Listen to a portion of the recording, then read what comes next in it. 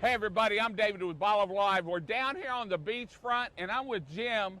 We're going to talk about the HardHeads Bolivar rig run that takes place on Saturday, next Saturday. What's the date? August 15th. August 15th. But first, let's hear a word from today's sponsor. Bolivar Live is brought to you by The Big Store. When you're on Bolivar and you need anything, stop by The Big Store and you'll be greeted by a staff of smiling faces and a staff that's eager to help you find what you're looking for. Stocked full of groceries, gifts, home goods, hardware, camping, and fishing supplies. Your local Ace Hardware and Shell Gas Center. The Big Store. The Big Store doesn't have it? Chances are you really don't need it. Well, as you can see, the weather's beautiful down here on the beach. I'm with Jim with HardHeads Bolivar rig run. It's the 6th year. What do you have planned for this year, Jim? I know you've made some changes and it's getting bigger. Well, this year we've got a total of 28 boats that are pre-registered. We'll probably expect a few more that come out.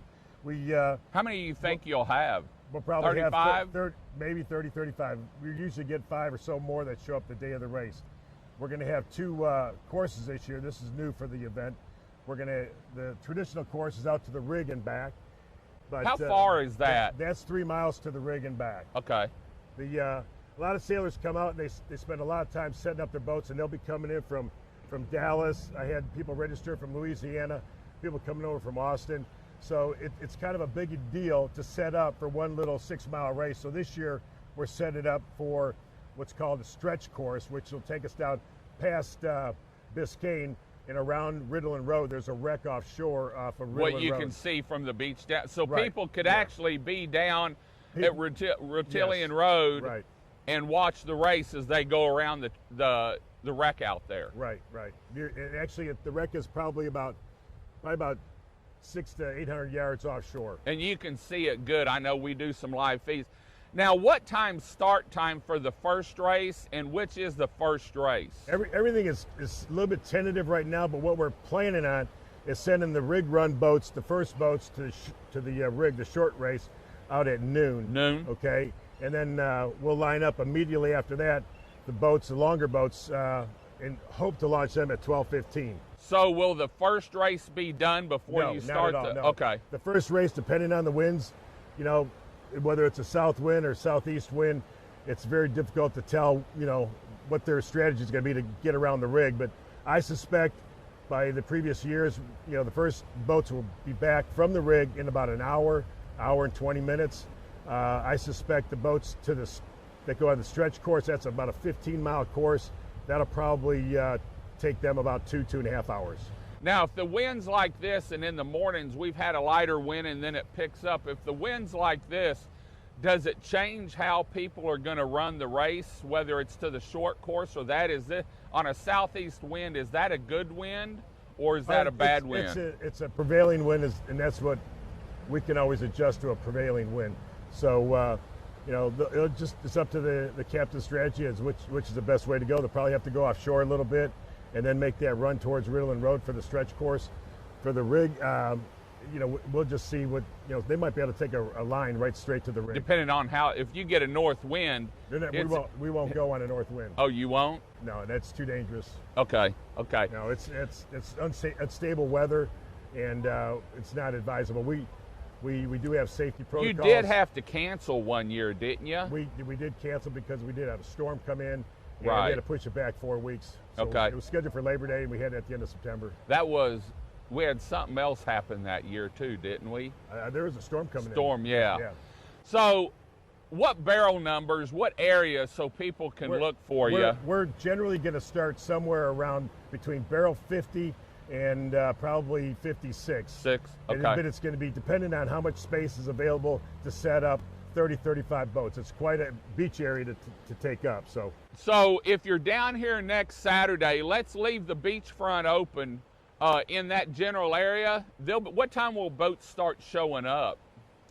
They usually get here about 10. 10? Yeah.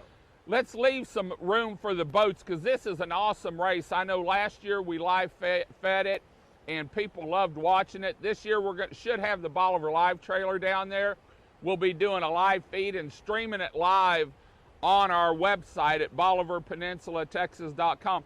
Jim, can people buy T-shirts or anything? Do you have T-shirts or stickers? Well, this year we're doing a couple of things. Number one, our HardHeads team has put together an awesome T-shirt, but on the T-shirt this year, the 6th year, in recognizing our law enforcement, we're actually having a design that supports our local law enforcement. Yes. So we're going to do a benefit this year. So if you want to get a front row seat, we're having an online auction chance. Go to the HardHeads website or the Facebook page, and you can buy tickets, and we'll announce those tickets on Friday night. And all the proceeds are going for the Galveston County Sheriff's Department. Now, Friday night, you just mentioned Friday night. Can people go to a captain's meeting or anything? It's a semi-private. They're not going to turn anybody away, but we already have probably close to 50, 60 sailors that are going to show up, and they're going to have the inside and outside available. We do recognize that there is social distancing, and we're going to do the best we can to accommodate, a safe environment for everybody. Okay. Anything else you want to let people know that past years, this year? No, that's about it. If anybody's out there fishing, fish on this side of Barrel 56, okay? And way down there by Riddleland, we shouldn't have any problems down there. But right by the start, it's not a good thing to put poles in the water, and the little kids should stay away from where the boats are coming and going. Earlier, Jim was talking about safety, and that's his number one concern on this 6th year of the race. They've never had any problems. They don't want any problems. And so they want to make sure they have plenty of room, because these boats, the wind blows them, they put their sails up. Sometimes when they're close, they're unstable, or they're hard to hold in place, I guess you could say. So please, you heard the barrel numbers. Let's work with them. Let's make this another awesome, successful event on Bolivar Peninsula. Want to thank you for putting it together. I know you put a lot of hours into it. Andrea and Jason from HardHeads, they work with you on it. And if you have any questions, where can people go to get more information on it? Well, it's on Facebook. You either go to the Bolivar Yacht Club on Facebook or go to HardHeads on Facebook. There's plenty of links on the HardHeads site, so go there. Please, if you really are behind the blue on Bolivar Peninsula and appreciate all their efforts during Jeep Weekend and all the other weekends when crazy things are going on, please go to the website, buy some raffle tickets. We're going to guarantee you a front row seat at the start and the finish. That comes with 2 embroidered shirts, rig run shirts, comes with a pennant, koozies, and a cooler of refreshments. So please go to the site. That's a hell of a package there. The site, So, okay, well, this is David with Bolivar Live. Remember, Saturday morning, the rig run, Bolivar Peninsula. We'll see you there. Until next time, y'all have a great day, great week. Come see us. God bless, and bye-bye.